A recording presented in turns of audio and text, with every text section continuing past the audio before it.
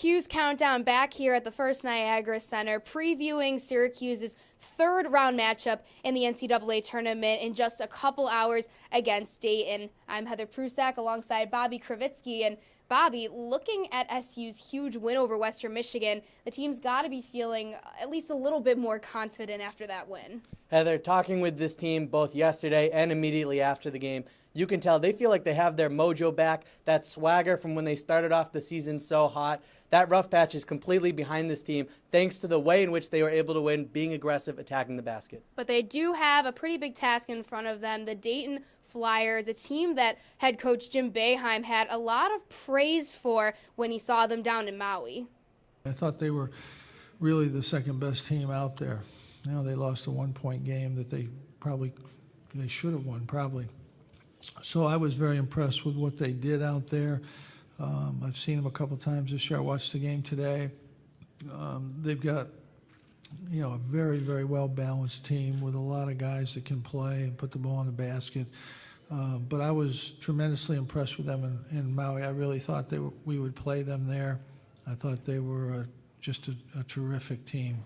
Bobby, Dayton coming off of their nail-biting win against Ohio State there. You saw the senior Vee Sanford hitting the game winner, and he was feeling pretty good after that. In fact, he's no stranger to the Syracuse team. He transferred from Georgetown after his sophomore season, but he's not really thinking about that come today.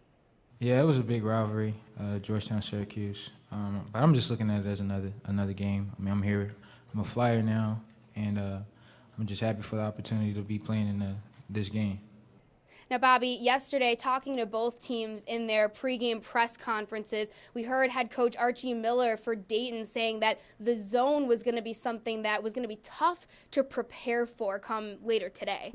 Yeah, what you have to keep in mind for Dayton is they struggled in the half-court offense against Ohio State, but they are in the top 60 in the nation from beyond the arc, so that's going to be a huge problem for Syracuse. Of course, three-point shooting can be a zone killer, and if Dayton gets going from downtown, it could be disaster for Syracuse. Now let's hear from head coach Archie Miller on his thoughts about preparing for SU's 2-3 zone. They have great size and quickness and length, and I do think that sometimes when you play against the zone for 40 minutes, it changes you a little bit. You want to execute. You don't want to shoot quick. You're not going to get the same looks you always get against the man-to-man. It's different. So you have to take some more time as well. So sometimes you can push it as fast as you want. You're just not going to get anything because the same looks you usually get aren't there.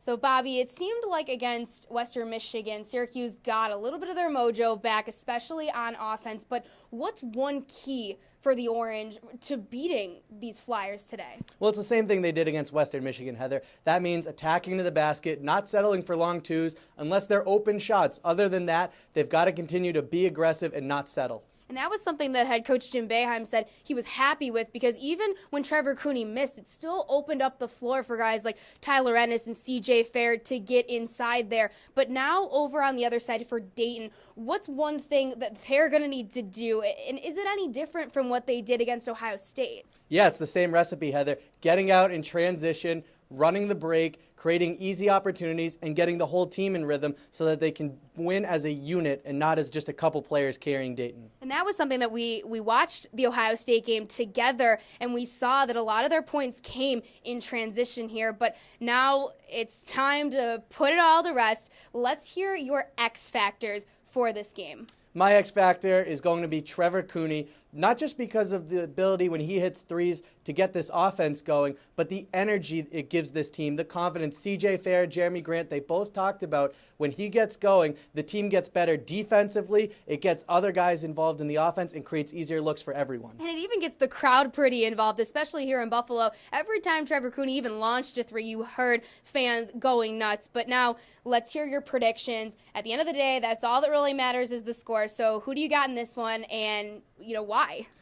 Dayton is looking to be another giant killer. First Ohio State, the in-state rival. Now Syracuse. I don't think that's going to come to fruition. However, I think the length of that Syracuse zone, the athleticism this team possesses is going to be too much for the Flyers. Well, you heard it right here. Bobby's taking Syracuse in this one. So we'll have to see if SU is going to advance to another Sweet 16 matchup. But for now, we've got all your coverage on this one. SU Dayton, just a couple hours here at the First Niagara Center. Keep it tuned right here to sportsblog.citrustv.net. But for now, Cuse Countdown signing off here for Bobby Krivitsky. I'm Heather Prusak. Thanks so much for watching.